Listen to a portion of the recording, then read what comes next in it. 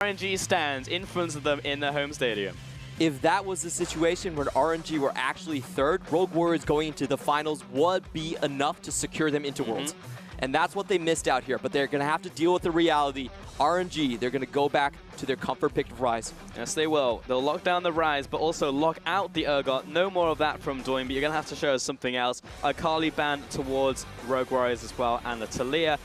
Camille, Rakan, and Aatrox. So first time Aatrox is actually going to be banned in this set. I like to see it. Just get it off the board. Let me was having a field day of that pick.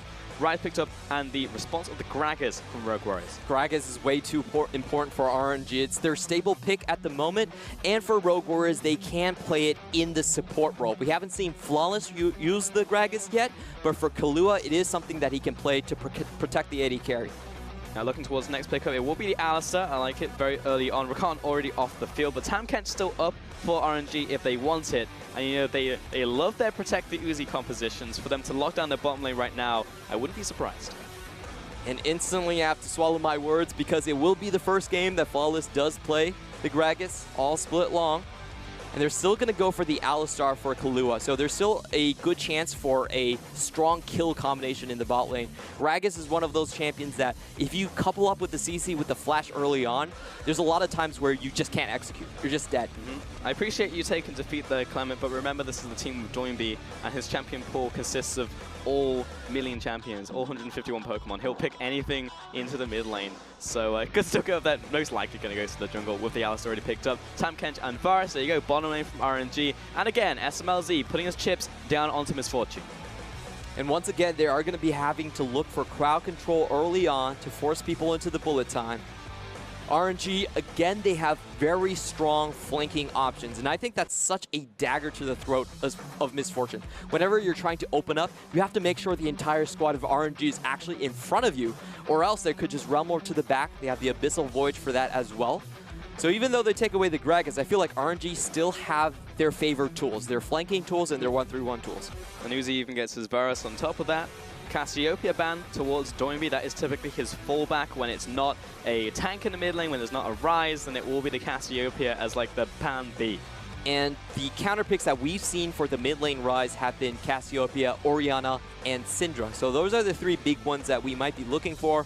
But unfortunately, we actually haven't seen the Syndra come out for Doinby. So I think RNG could play it pretty safe here. Try to deal away with the Orianna. Yep, Olaf ban there towards Karsa, Gnar as well towards the top lane. And RNG, final ban, where's it going to be? Still a lot of deliberation. Yeah, could be more pressure. Yeah, more pressure onto. That's also a Mouse and technically a Doinby ban. We've seen mid lane Ornn come out from Doinby, but specifically Mouse. He might just pick up the Mundo, honestly. I mean, like, again, 19 picks over the regular season compared to his next highest at 3. Like, this guy has been literally a Mundo bot for the entire season. It's going to be Cho'Gath, so it's still another tank in the top side for him. Cho'Gath definitely doing better in the meta so far. The lack of the damage runes or the damage rune nerfs has really helped him stay in lane over a lot of other champions, and I think it has more crowd control potential now that Ornn is out of the way in a 5v5 team fight. There's a good chance that you can land something on the Varus, or you could just crunch down on the front line. Oh yeah, a lot of sustain from that pick. RNG though, going towards a jungler now, and it will just lock in the Lee Sin for Karsa. Wow, okay. Up against Flawless, no less. Now, a lot of LPL players might not know this, but Karsa was a Lee Sin one-trick for a very long time on the Flash Walls. He had a great duo with Maple. The level 2 ganks on Faker were legendary. You still have to remember those things happening. Oh, there we go. It's going to be a Jace pickup from RNG. Expecting that, well, this can go top lane or the mid lane. You'd have to think it would be... I actually don't know what it would be. Where's it going to go, Clement? Oh, okay. They just raise it again. You go in from the Jace and you go in for a Yasuo, and that's going to be over to Doinby. So rare do you actually see a straight carry like this from Doinby. Yeah, this is the first time that we're going to actually see Yasuo from him this season. I like the RNG swap, giving the Rise matchup into the Yasuo. Now, that is a favorable one for Rise. He can stun throughout the wind wall. And RNG, what they're setting up is they're saying, Rogue Warriors, we know your game plan. You're always trying to target our bot lane, but we're going to make sure that we can respawn by having strong top side and strong mid lane duos. Wow, Let Me also gets his chance at the Jasons to the top lane, but I like it from both squads, pulling out something a little bit different in potentially our final game, as it's match point here to RNG heading into game 4. But Stake, let's see if his players can execute on the draft he's just constructed. Insane wombo combo potential coming out from Rogue Warriors again.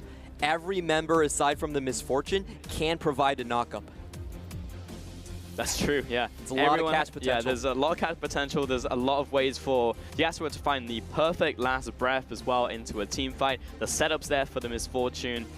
This time around doesn't have the Morgana alongside it though, so it will be a little bit harder for SMLZ to position. But I mean, again, the gloves are off. Like if you're gonna look for that perfect team fight, you have to just throw restraint to the wind and just go with what works. Honestly, I feel like this is Rogue Warriors saying that, you know, in a player synergy situation, we probably cannot best RNG, but we'll try to best you with a character, champion synergy perspective. They have much better wombo combo combinations, and if they can ever catch out RNG in like a big 5v5 situation where RNG are not taking the initiative, they could instantly wipe the composition. There's a lot of fragile players on that team right now. The Lee Sin, the Jace, the Ryze, they're not going to survive a big burst of damage coming out from Rogue Warriors. So a fragile composition from RNG, but a lot of mastery on these picks that they've selected.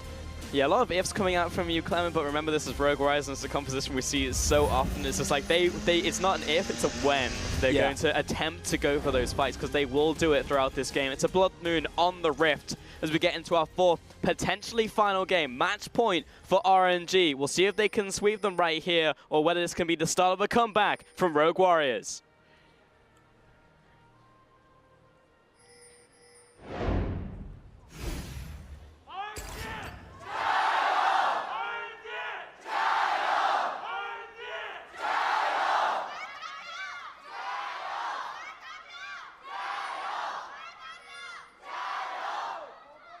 Literal legion of fans behind RNG. To be honest, they've probably been hiding in the rafters because all of this has been hosted out in Beijing, but here they come out in force.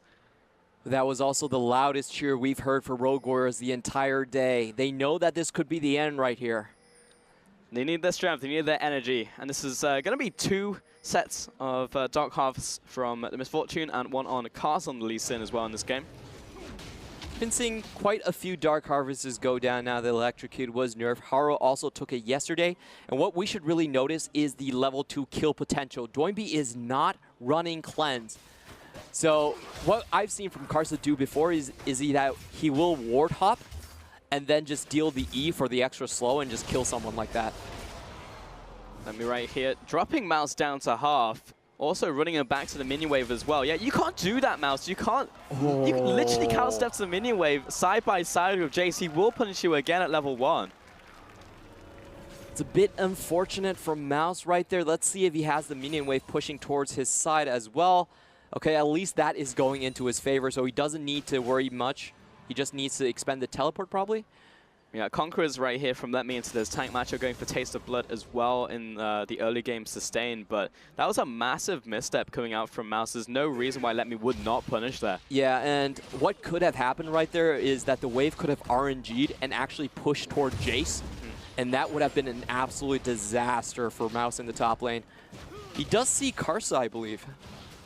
Yes, he does see spot Karsa. Yeah. Spots him on the way past, but this is a big minion wave crashing. If Karsa couldn't at least turn him away, this is a level 1 Cho'Gath. And Flawless is nowhere to be seen. Connects the Q, and he has to run back to his inner turret right here. I mean, Karsa, it's time well spent to stop him from getting this minion wave. This is disastrous. Mouse doesn't even have a single minion right now. How long is it going to take for him to actually get any CS? We finally see Flawless moving up to the front, but they can't even take the 2v2 at this point. Let Me and Karsa could just stamp their throats in that position. Yeah, they can stamp their authority. They're going to let Mouse step up to the minion wave, though. Let Me's on his way back. It's enough damage done for him, but it also draws Flawless to the top side. They know where the jungle is going to be, and RNG going to be happy with this massive amount of tempo they just opened up off of the first minion wave. Yeah, a bit of a callous play from Mouse to take that position against a Jace matchup. That's probably one of the worst situations you could possibly find yourself in. He did leash for Flawless early on, and that was a great read from RNG. RNG's thought process was, Gragas, you're probably heading bot lane like you've always done and try to help out on keeping down Uzi. So we're just going to set up in this brush. We know that Mouse is most likely going to walk through this position, and that just level 1 cheese is putting that lane so far behind. You know, I just love to see it as well from Letme, a player who has often just played so many tanks. On the bottom side, lots of damage going through. That piercing arrow is big from Uzi, but return fire out from Kalura as well. Drops the Ignite down, saying back away from my AD carry. SMLZ stepping forwards as well into Ming. Lots of blows traded. No one's going to fall here. You always got to watch out for those double-ups, though. But it's so dangerous for Uzi because at his HP level, a flash from Kalua, if he doesn't respond in time, he's just dead. The spotted Flawless over the wall. Yeah, what comes down from Ming, stopping this potential dive setup from Rogue Warriors. It's not going to happen in the end. Charging up Piercing Arrow, and actually casters move towards the bottom side, so it will be a 3 versus 3 in the end. Deep ward out from Rogue Warriors, collapsing down onto Caster, in fact, stopping him from safeguarding towards his allies. Kept in place, Ming, flashing towards this one, moving back towards his tower. Good save from Ming, but Rogue Warriors still pushing down to this bottom tower. Now, in the jungle, 1 versus 1, Doinby and Xiaohu is already on top of his base, though. This should go well over to the rise. Should be able to kite this Yasuo for days. Yep. Xiaohu just waiting for the most opportune moment when the wind wall was down and just walks back merrily. But that was a lot of summoners expended on RNG's side. You can see the flash not in for Ming. That makes him a prime gank target. Xiaohu pushing up into mid lane, will walk towards top side. Flawless chasing after the flash, the body slam, pushing after. Ignite comes down, and Doinby wants this kill, but has to flash after this one. Q, auto attack, first blood to Rogue Warriors. And subbing Flawless back into the roster pays off. Early gank, so much pressure onto RNG's bot side already. You know, Xiaohu was just a bit too far forward. He had the lane pushing into him, and the jungler was nowhere to be seen, so I honestly do see that as a little bit of a mistake from Xiaohu, stepping that far forward. Like, Lee Sin was definitely not going to insist on that play. I mean, that's the first rung of the ladder that we had to see from Rogue Warriors. Get that first blood down. Top lane's not going well for you. Mouse is not winning this matchup, so you need something on the rest of the map, and you need it to be that big hype player, the clutch player in the mid lane. It's got to be Doinby. It's a very clear focus coming in from from Rogue Warriors. Focus on the bot side, focus on the mid. Another gank coming. Kalua with the minion taxi right there. Floors from the side. Ming doesn't even get to Grey Health out of that one. Another kill to Rogue Warriors. Perfect CC chain combination coming in. The WQ into the knock up from Flawless's Gragas. And that's what I was talking about. Like, Ming expended so much to get Karsa out of that situation. RNG basically have to forfeit the lane at this point. RW pulling out all of the stops in this game. Super carry Doinby, remember, that's his name. And the bottom side, though, Kalua making the plays. Again, a weak point historically from Rogue Warriors, stepping up in this crucial game. So what we have to see is the reaction from RNG. How are they going to try to salvage their bot lane? Most of the time, we have seen them try to go into lane swaps, but great flash from Flawless here. Xiaohu overstepping. I think he should have room prisoned the Yasuo, but still probably was going to fall down nonetheless. Yeah, was still on top of his face with that flash. It would have been close, even on the backside, but about a wave or two advantage now to Doinby, plus the kill. Has gone for early boost to try and get in range with this guy, plus the Merc Treads feels pretty good for him. Top lane collapse, though. Mouse is just having a bad day. He is caught in the mouse trap, and it's not his. Unfortunately, Karsa on the backside kicks him against the wall, locks him down the room. Prison simply walks away. It's too clean from RNG. Doesn't matter at all. RNG still had the Silk Road built in towards Rogue Warriors' top side. That's going to be a 7-minute first tower. All going over to Let Me as well. Drops Someone this should pick tower up the down. gold. It's not going to be anyone. They're just afraid of the yeah, because there's a collapse coming in actually from Kalua into the bottom lane, kicks the Lee Sin away, but they're collapsing, finds the knock-up into Last Breath onto Let Me, gets the hammer blow, but in comes Flawless off to the side, zoning away help, and literally just gives over the kill over to Doinby. A fish in a barrel here, Let Me. No mana, no health, another kill to the super carry Doinby. He does put a lot of damage on Doinby, actually, so this should give time for Rise in the matchup to actually push up and look for another roam somewhere. I mean, even though it was a good play on RNG's side and Rogue Warriors came back, I still feel like Let Me played that pretty well, given the circumstances. Played it as best as he could have done. But first tower over to RNG. Again, no local gold in that one, but Mouse gets him some much needed time to try and farm in this lane because he is 4 minion waves behind Let Me. Unbelievably far behind this Cho'Gath. Only a Glacial Strand and boots to his name. We're still waiting for the hype plays coming in from Karsa's Lee Sin. Finally does have the Dragon Rage. That was a great setup on the top side. SMLZ under attack has to flash away from the Chain of Corruption. And Clue body blocking the rest of the skill shots coming through. Once again, we're seeing this Q-Max build out from SMLZ here. Rogue Warriors, a lot of their gold is on the mid lane, on the jungle. On this duo, Xiaohu pushing up once again onto Doinby. Playing towards top side and Flawless on a control ward. He knows he can go for this one. Doinby dashing forwards, looking for this knock-up. Didn't find it. There it is! Last breath! And it will be Xiaohu's another kill to the mid lane. And just the damage coming out from the combination. Flawless is a first-time Gragas, but it doesn't look like it. A lot of comfort coming in from this combination, and this is just the advantage we were talking about of not having to go to Asian games. You're going to have a lot more time to actually practice these special combos. Yeah, combos and this clutch pick coming in at the very end of the draft right here. We've never seen this before from Doinby. We know him for the tanks. We see him for, at the maximum, we see like a Cassiopeia and the Rise. That's as far into the mages or the carries we'll ever see from him. But comes out the Yasuo, knows how to combo with this with Floss. He's going to have Mouse later into the game, and Kahlua, we've already seen it. But Rogue Warriors, I mean, this is what we needed to see. If there's anything left in the tank, and there certainly is in this matchup. Yeah, we were definitely talking about the specialty picks that Rogue Warriors could potentially pull out.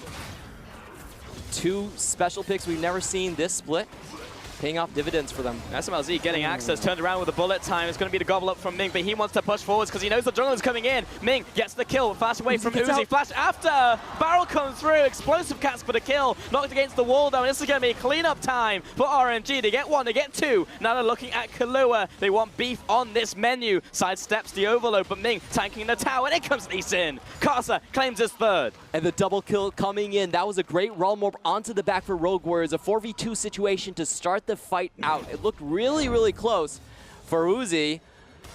But you knew RNG was going to come in once SMLZ burned his flash earlier on. Just the execution for Ming. Walk up, finishes the kill. Uzi survives until the last moment. And there's nothing to push RNG members away after the cast was suspended. Yeah, only the 1 frag right there from Rogue Warriors. This is so expertly played as well. This dive underneath the tower. Kahlua locks on with the Lee Sin. Going to be another kill. 3 kills in this Lee Sin at this point in time. Has got the skirmishers, the warriors, and the Tiamat. This is a full damage early game Lee Sin. He was going to hit like an absolute truck. Yeah, now he can really go into Flawless's jungle and try to hunt for him at this point. He's also gone for the Tiamat, which does speed his build up a little bit. You sacrifice a bit of damage, but then you get more CS later on as the game goes. So if you're fed, and 3-0 I would consider very fed, that's actually a great item build. And this is the given right here. If you were expecting anything less from these two teams, if you thought it was going to be equal, it was going to be slow in the early portions of the game, you were wrong, because it's Rogue Warriors and RNG. Down to the wire, they will always fight until the last breath. And Rogue Warriors, they actually sunk a lot of ban pick resources into getting their bot lane ahead, taking away the Gragas, picking up the Misfortune once again, and the early jungle path. Dragon down, goes over to Rogue Warriors. Uzi stepping up to the plate. Next dragon's going to be Infernal. Important dragon's going to be spawning in the early portions of this game. Floss also gets complete control over the bottom side, clearing away all of those wards. Mid lane, though, Mouse and Doinby versus the challengers. Meanwhile, in the bottom lane, same thing, 2 versus 2. Kahlua goes for the initiate, saved by Ming, and the turnaround as the teleport comes down. Kahlua getting slowed out right here with the hail of arrows as well. Late ultimate, but he will be able to walk away from this, and now it's Gragas having a bad day, just locked in place. Dashes away to his AD Karen. Xiaohu pushing forward, see if he can find another Rune Prison. Not going to be the case. Rogue Warriors really need to get to Doinby into the fight. He's the only positive member up. Flawless is as well, but they really need his power spike and the wombo combo to come in for them. If they're finding fights anywhere else than Doinby, I don't think they win it. Trying to put up fires right now. And again, we're going to be looking towards these team fights for Rogue Warriors, and so far, they are behind in terms of gold, but not by much. That's going to make a huge difference. Sneaks towards the mid lane there, Doinby, so not caught out by a sneaky Lee Sin who was sat in the brush. He's a monk, not a rogue. Karsa clearing up the rest of the wards in the bottom side of River. Just going to sneak a look at the next dragon. It's going to be Infernal. And Rogue Warriors back to a bit of equilibrium, a bit of calm before the storm, but again, a must-win for them heading into this. If RNG win, it will be confirmed for Worlds, not the seed, but it will be locked into contention for Worlds. They will have one of those slots. The next question for RNG is, where are they going to drop the Herald? Still 90 seconds left on that buff. It would also open a big opportunity for Rogue Warriors to have a defensive play as well. If someone is sieging on your towers, they're usually grouped up, and it's a great time to hit them with a wombo combo. So that's going to be the next flashpoint on the map. You do expect that to be the case. First item is being picked up across the board, however. You're looking towards that Phantom Dancer from Joinby. First item out from mid lane. Archangel Staff double blade the Rune Kings coming in from Let Me and Uzi. They're going to be able to nuke down objectives if they get the opportunity. You know, plays like pushing towards the Baron and rushing it down actually suddenly become quite attractive for the RNG roster. And that's just so much damage targeted at Mouse. A 4-man sneaking into this bot lane. A 3-man, sorry. Feels like 4-man. I mean, Kata has 2 fists. Kahlua getting slowed down. SMLZ shoots out the Q. Not finding purchase just yet. Kata probably going to be backing away from this one. Yeah, ward was already there as well from Rogue Warriors, so wouldn't have turned that into anything in the end.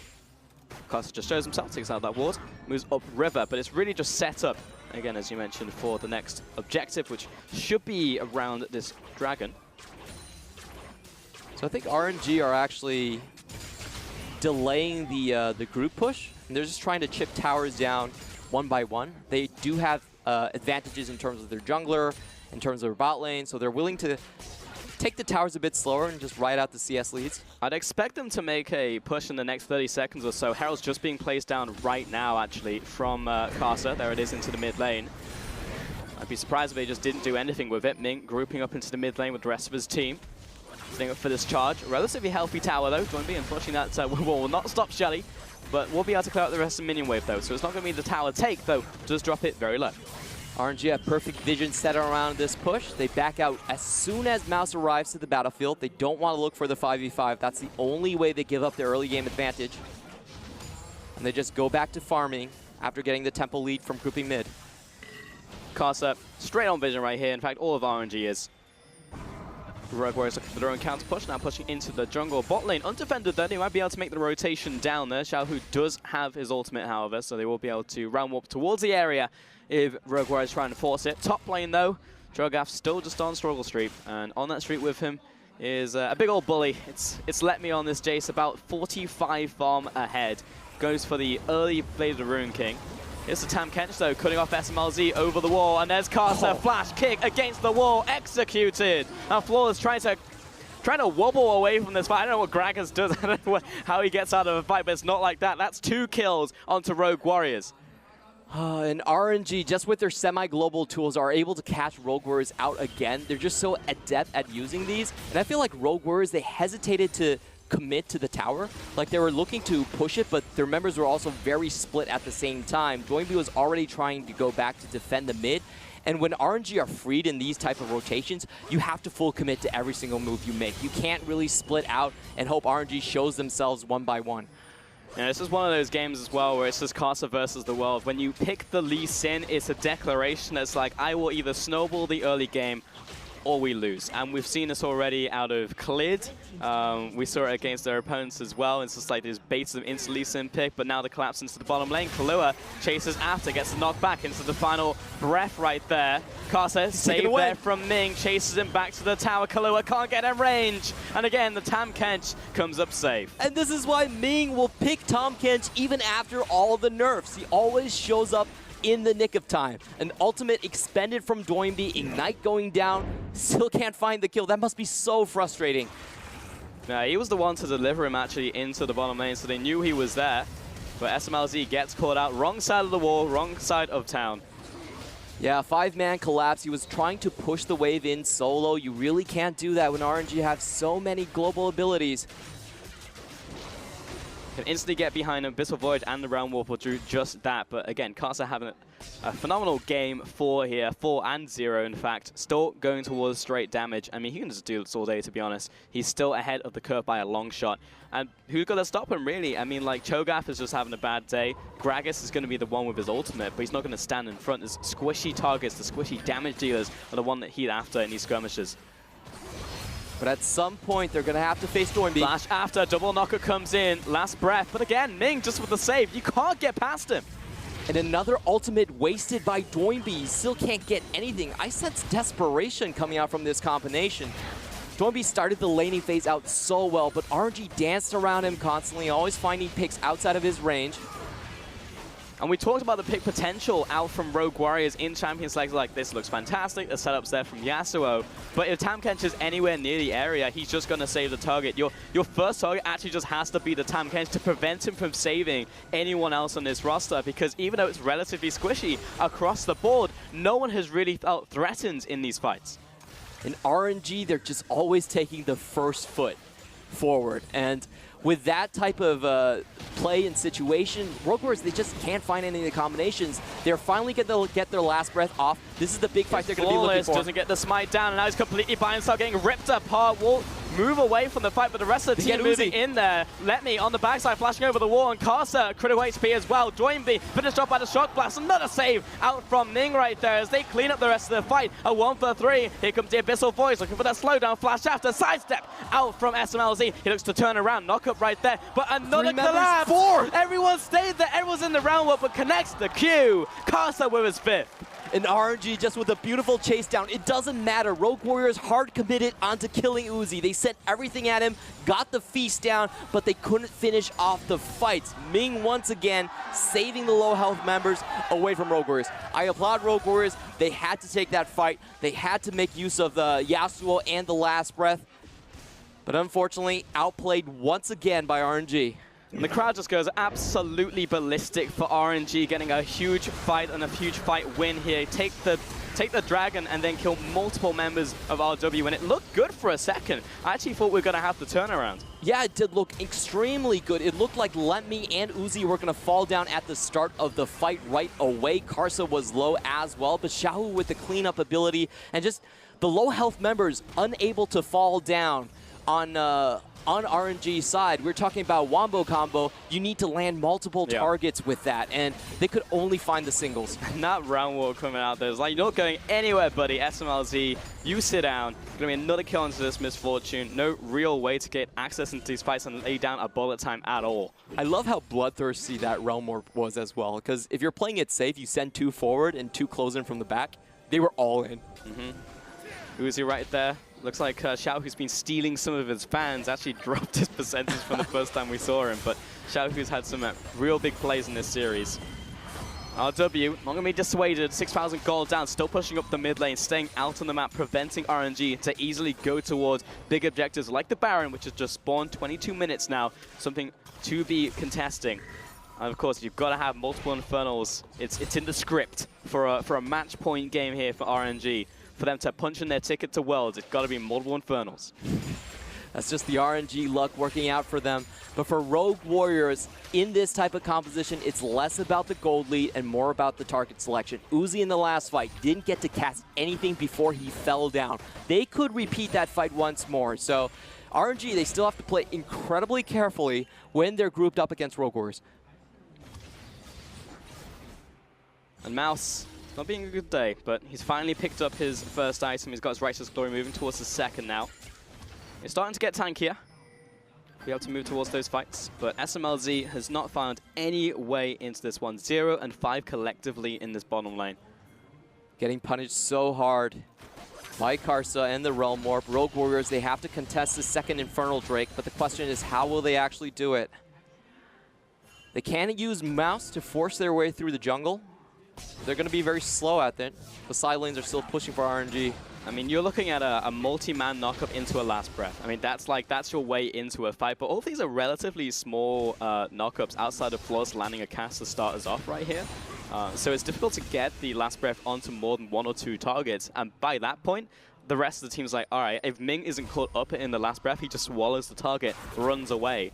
And actually, Rogue Warriors, it's hard for them to, as you said, find that fight, to lay all of the CC and all the damage they have on top of that, because SMLZ, theoretically in the choke point near Dragon, should be perfect. Lay down the bullet time, but Caster's always finding his way into the backside, and this is a Lee Sin who is significantly ahead of the curve. Oh, this Lee Sin could one-shot. He will. SMLZ quite easily. He's got the most gold in the game. Is that true? Yeah. Damn. Almost 10,000 gold on this Lee Sin. He's 5-0 too. It's difficult for him not to have the most gold in the game. Yeah, I do want to see his build. Like, we have seen Karsa actually go for the Dustblade when he played back in the LMS. He went for Knight's Bow. He was a good Lee Sin. He was a supportive team player here. If you're playing with Uzi, you have to change your build. You have to build defensively. I'll give you this. Maybe his next item will be Dustblade. Maybe we'll see. But it's at the point in time where you want to have a little bit of tanky stats on the Lee Sin. But if you keep finding purchase onto the backline, onto SMLZ, then your job is essentially done. You know, you take down the major damage source of the team. And he doesn't even have to get to the backline. He could kick someone into SMLZ, That's true, and that would be enough. But there's a lot of opportunities for outplays on Karsa, and I really like what Rogue Warriors was trying to do in the bot lane. They were trying to get to the Dragon Pit with a pick onto Xiaohu. Now, if that worked, that would open their space up to the river. But the thing is that they're getting 1-3-1 so hard that a lot of times Yasuo can't even make the time to get to those picks. Now we've got about a minute to go until that Dragon. We're thinking about all the theoreticals, the setups, how it can actually go. But in reality, we know it's all about the execution. How are the teams actually going to do in the moment when the pressure is on them? RNG never really going to crack underneath that pressure. Not players like this. Should just be a pretty standard setup coming from RNG. Ring the blue buff with wards. Make sure to catch out any Rogue Warriors member that walks in. Yeah, don't be up to top side. Doesn't have the teleport though, and with Dragon spawning in 20 seconds, I don't know if he's actually going to go down there. He's at the very least going to keep someone up there with him, but we have 2 teleports from RNG. They could just skirt around him. If he wants to contest this, he'll have to start moving right now. He is going down. I feel like they have to. This is not a combination that's going to get better with time. It's not, and especially when it's an Infernal Dragon potentially going over to RNG, the second one of the game. You do not want to get this one over for free. Uzi sat in the mid lane, just farming on up. In a last meal right here before the fight will open up around the Dragon. You know it's going to happen. It's being started off by Rogue Warriors. They want RNG to come to them. Multiple teleports ready for RNG, but it looks like they're willing to give this up. There's no view of Let Me actually trying to teleport. No, so RNG are playing this incredibly safe. Yeah, they're actually just consolidating their lead. They had a 6,000 gold advantage. It's going to be another Infernal, of course it is. Top wave pushed in. It's going to be a lot of damage onto the tower, but Rogue Warriors are quickly collapsing. Karsa in the jungle trying to beat them to this punch. It's going to drop this tower. Yeah, Floor's coming around the side, though, choosing not to go for it. He sees the Lee Sin, meets him square in the eyes. So it will be a tower trade for the Dragon, but yeah, RNG choosing not to engage. That's insanely calm play from RNG. Usually in the LPL, if it was like JD Gaming, you go all in on that play. Because that play should favor RNG, but it would also be the only comeback opportunity for Rogue Warriors. So just find a short play, which is a top lane tower, gives you even more gold over to your side, and there's no chance of Rogue Warriors coming back into this game from that one play. It will maybe help them in the future, and Infernal Dragon's always going to be nice, but RNG choose to play it safe. They say, okay, you know, this is that tempered aggression we see out from this team. It's not just mindless aggression, which you're right. I think we have a lot of teams in the LPL who they see this as like, we've got to fight. It's in the third race. It's in our contracts. You know, we've got to go in there. Read the small print. Yeah, exactly. Must flash every time it's up. I mean, that's in LWX's small print 100%. But top lane, Rogue Warriors will get a tower of their own. Looks like no defense coming in from RNG, but they are setting up around the mid lane. I have to say this would be a favorable trade if Xiao was able to take down this tower. It just gives him so much more split pushing room where they can put Lemmy in this lane. Yeah, and Mouse doesn't really want to push up to that tower against Xiao, who doesn't want to meet anybody, to be honest, in a lane across from him. So tower trade, advantage again to RNG cross map. And Rogue Warriors, they sunk a lot of cash into warding up this Baron pit, but RNG are going to slowly take that one back. In fact, they're just going to starting it off. I mean, they have double bladed the Rune King. They can shred this one down. Rogue Warriors are they in position. They have an inkling this is happening. Ming over the wall. He's chasing back Flawless. They're now disengaging from the Baron. Has to force the flash there from the TK. Yeah, a little bit aggressive from RNG. Flawless is actually already in position. Oh. I mean, is it over-aggressive when your Ryzer's just bodying the Cho'Gath in bottom lane? Guess not. The Cho'Gath has been so preoccupied with building armor defense just to survive against Let Me, and then you just switch it up. and send Xiao at him. Yeah, the send the other classical teleport 1-3-1 user. strategy. And that was really working out from RNG. It's so difficult for this guy even to step up. He just came back from base and he's below 50% HP already. This Rise will either kill him or take the tower. Rogue Warriors have to do something. They have to choose. Are they going to go back and defend their bottom lane inhibitor? It's gone. This tower is dead. In a 1 versus 1, Xiaohu comes up big. The Summer Tiger comes in. Yeah, they're just going to swoop in. RNG just taking everything across the board, and Rogue Warriors straight up caught with their pants down. The call was not made. One of the few times from Rogue Warriors you look at them and they're not making an instant snap call. They're just caught in two minds, trying to open up to the mid lane though. Kahlua sees an opportunity, let me flash us away. Not enough members to follow up on that Rogue Warriors play here, but once again, RNG take control of the Baron Pit. It's going to force Rogue Warriors to sweep this entire section. And that's a lot of gold wasted, and they can do this over and over again. They're always going to have the 4-1 lead in that matchup. Just look at the build from Mouse. There is no MR. It's literally nothing. It's just health and just armor. Looking at SMLZ, he's gone for early penetration actually in the form of the last Whisper item because there's just a lot of armor across the board. Shock Blast spotting out Flawless. That's 4 Ninja Tabbies actually on the side of RNG, plus multiple Guardian Angels, 3 Guardian Angels from RNG. They are so set and ready for this next fight. Yeah, Doinby's going to have a very hard time finding the next kill, but Rogue Warriors are doing what they do best. They're forcing 5v5. Right now, while RNG are split up, Karsa trying to get back towards the Tam Kench. Safeguards towards him. Rogue Warriors can't find the kill, can't find the pick right here, but they clear out the vision. Look at Xiaohu. He's already going for the split push pressure once more. Rogue Warriors, all of their members were spotted.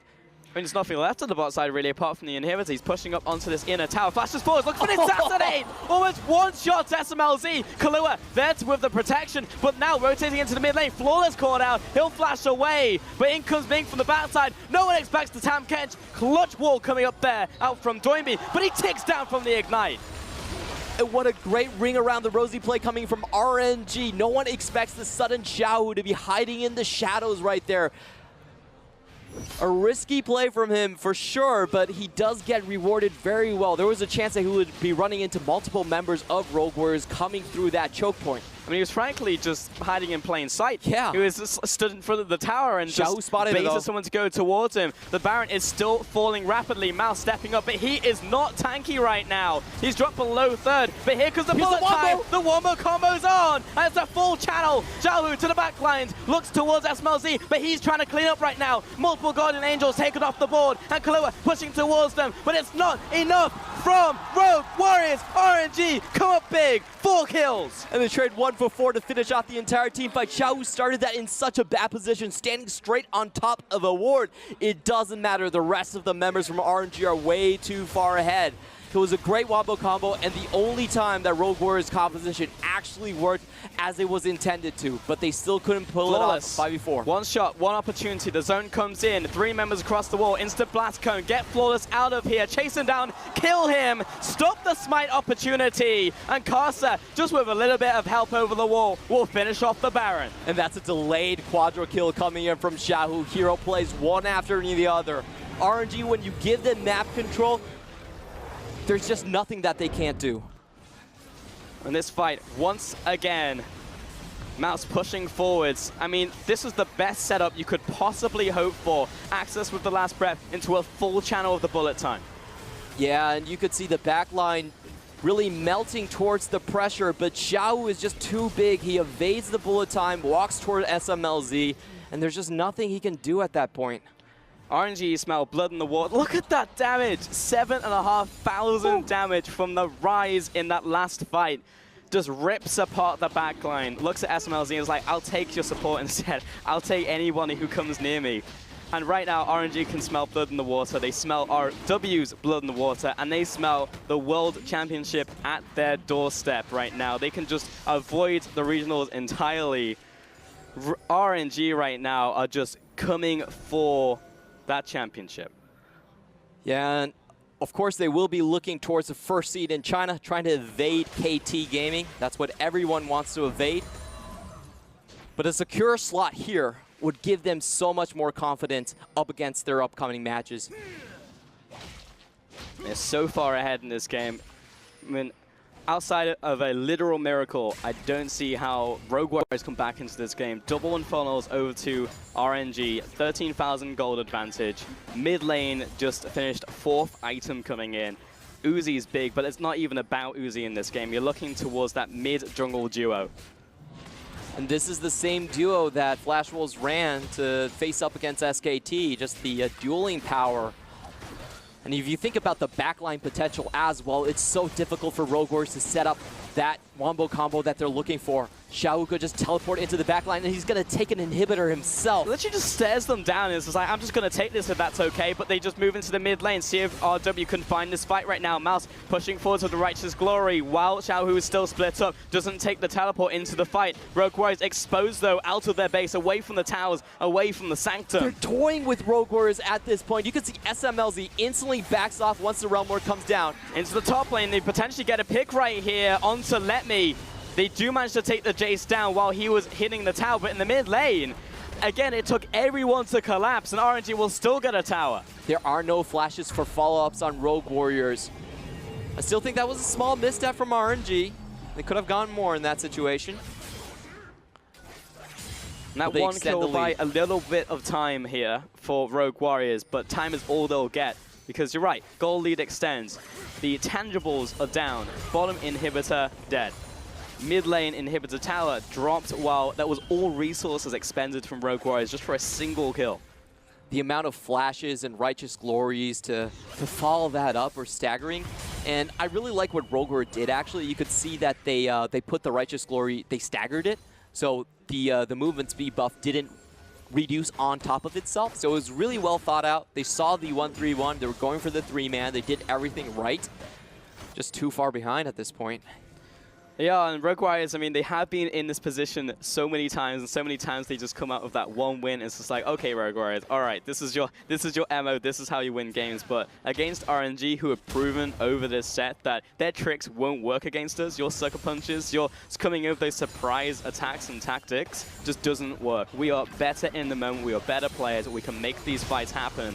And Rogue Warriors are going to have to pull something real special out of the bag. What else have they got left? And RNG are trying to close the noose with the 1-3-1 once more. Someone has to respond to Rise in the top lane. That inhibitor tower is almost down.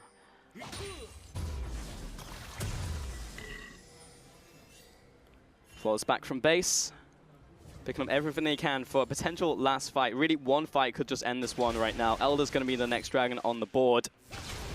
Baron will be spawning about 3 minutes from now. Pushing in the waves, constantly keeping this one pushed up. Inhibitor still down. What Rogue Warriors should be looking for is a quick kill on one of these side lane split pushers. If they can get that and then rotate to defend their base, that should be the best scenario, I should say, that they could get out of this situation. I mean, it's that, but also with the caveat of, but don't use too many resources all at the same time, because if you do, then you lose an inhib, then you lose something on the cross map, you know? It's like Rogue Warriors, that's the plan, but you've got to do it beyond perfectly. Rogue Warriors' chances out of finals comes down to this defense.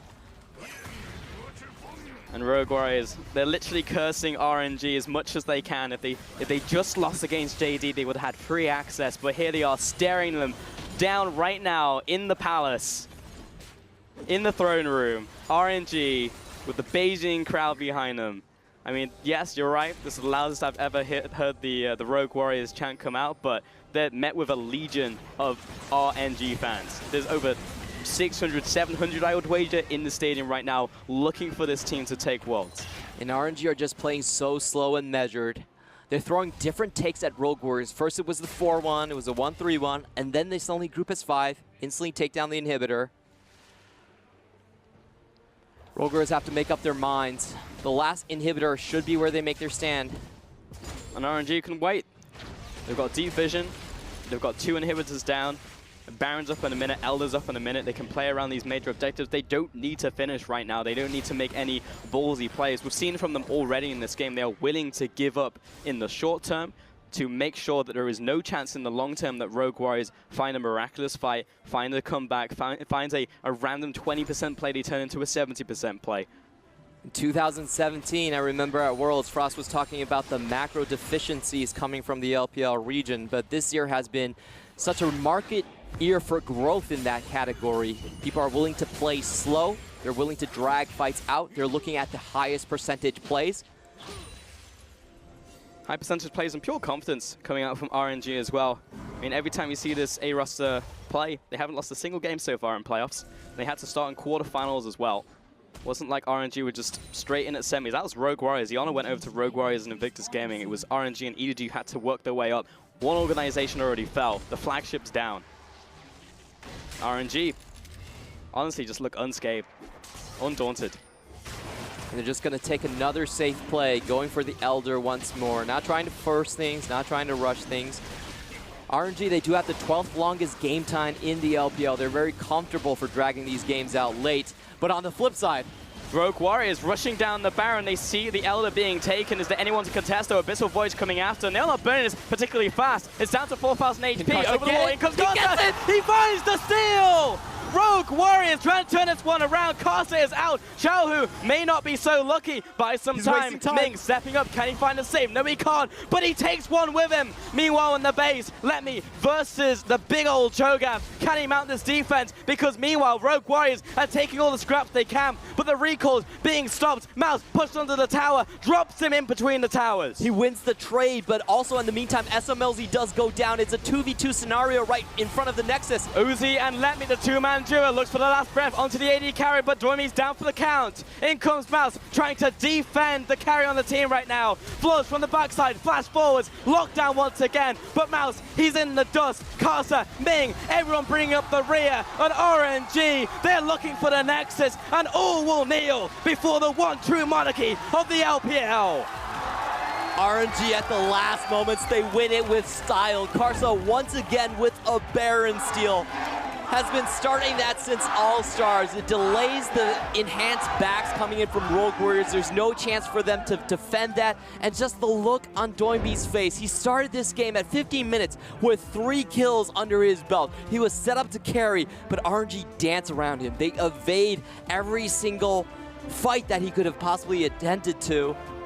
And what a way for RNG to lock down World. Don't have the C's just yet, but they are going to be representing China. Everyone was expecting this outcome, but it was still an arduous journey. Every single series they have dropped games. They haven't looked as sharp in regular split. They would have finished third if not for the last day. But RNG at the final moment still living up to their name, still living up to that golden ear dream that they set for themselves. Honestly, it was just a road bump. That's what it looked like right here. Rogue Warriors, you know, a team who looked like hopefuls moving into potential finals. It looked like the time for Rogue Warriors to rise. But RNG, they see the dynasty fall in EDG, but the monarchy itself will hold on strong. There's going to be a new head that rises in the LPL. The day of EDG has probably ended. They still have a chance to go through Worlds, but they have a long way ahead of them. And for Rogue Warriors, I feel like they can hold their heads up high. This is the first year of the organization. To take the first spot out of a conference and take it in such a close series against RNG is nothing to scoff at. There's so many good plays being thrown out by Rogue Warriors. Their style held true. Their 5v5, their Fright Train. But in the end, RNG just outplayed them in the team fights over and over again. 40 minutes exactly, clean from RNG. But yeah, I definitely have to give a moment to RW because there's still a shot, right? Like the top 5 are locked into either going to Worlds or at least going to Regionals. There is a chance that they can still make it. And Rogue Warriors, I just need to see them after this entire year of setup not look deflated. I mean, that's the first time I've really seen a sad face on Doimbi in any circumstance. And we saw this exact same story when Rogue Warriors went up against Invictus Gaming, where Invictus Gaming just looked crushed. You know, coming into that matchup up against RNG, takes it all the way down to the wire, then moving down into the 3rd place match itself. And that they just crumbled, you know, mentally. Rogue Warriors ended up taking 3rd, and that gave them more momentum moving into summer. But can they hold on? Because that was a crushing defeat right there, and it was a long time in the making. This was happening out from week 10, where it was just like, we can make it. This can be a free run. Then RNG, you know, happen to win that matchup. They move on. Then they have to face RNG themselves. Then they lose this matchup in a 4-game set. But Rogue Warriors, this is the best that they have looked in a playoff setting. In Spring Split, they didn't look so clean against BLG. They had a really rough time against EDG. And even against Invictus Gaming, it felt like Rookie just wasn't there anymore. But, you know, they showcase to me that they can play a clean BO5. They can make great plays underneath pressure. So this is massive growth from Rogue Warriors, and it gives us a lot of hope for the Rift rival teams that we've put forward to represent the LPL. Yeah, because frankly, if Rogue Warriors play like that against any other team who could potentially be qualifying for Worlds in the regional qualifiers, they will just straight up win. That was just so good. I mean, there's only one team in the LPL who could possibly beat them. We saw the evidence on screen right there. It's RNG. I mean, again, if they were on the other side of the bracket, they would be looking at a clean run right now all the way to finals. But again, RNG, though, congratulations to them. They take a World Seed. Don't know which one's going to be right now, but they're not going to be through qualifiers. It will be either on points or just making the run straight through playoffs. And looking forward, this is going to be a consecutive finalist appearance for RNG. On the other side of the bracket, however, they still have to wait for the results between Invictus Gaming and JD Gaming. Now, Invictus Gaming, they've always triumphed against JD Gaming in terms of the BO3s. JD Gaming has 0 wins against them, but coming into playoffs and down the stretch, you have to say that JD Gaming are looking incredibly terrifying. Now, here's the storyline, Clement. It's going to be JD potentially making the run through Invictus Gaming, the team who has historically been the kryptonite to RNG, only being stopped at the final hurdle in week 11 in summer. And they could be facing RNG in the finals. What a storyline that would be. RNG, though, advancing a 3-1 victory today in the semifinals against Rogue Warriors. The same in the quarterfinals versus TOP. But yeah, it's about tomorrow. It's going to be Invictus Gaming versus JD. Invictus Gaming obviously come in as the favorites, but so did EDG. JD Gaming, they cannot go to Worlds on points, even if they emerge victorious against Invictus Gaming, but it would be a massive blow to IG. Like, IG has not shown great performances in terms of high-pressure situations and playoffs. So that match is, there's going to be a lot of eyes looking on it, and I don't think it's going to be a clean 3-0 for Invictus Gaming. Yeah, I mean, it could not be a worse feeling, right? Like, they were meant to be the chosen ones coming in to the spring split. They were strongest in regular season. They move into the playoffs. They collapse. The Shy has his hand injury. They have to bring in Duke at the last minute. And then you move into the third-place match. They lose the third-place match. Now coming into summer, the potential for them to lose another game, I don't know if a team recovers from that within the space of a few weeks to a few months or whatever it is moving into World. I don't think that happens. You look towards the next season. You look towards the next split. So such an important match coming up tomorrow. Yeah, definitely. A lot of eyes on that. And really, this is such a new era from the LPL. We're seeing EDG fall out before the semifinals is something that's never happened before. RNG showing dominance. And then we have these other teams that are also showing up in these playoffs. That you have multiple strong teams going up against it, and they all look pretty similar. Like, this is the golden age, I would say, for the LPL right now. Franchising has brought up so many good teams across the league.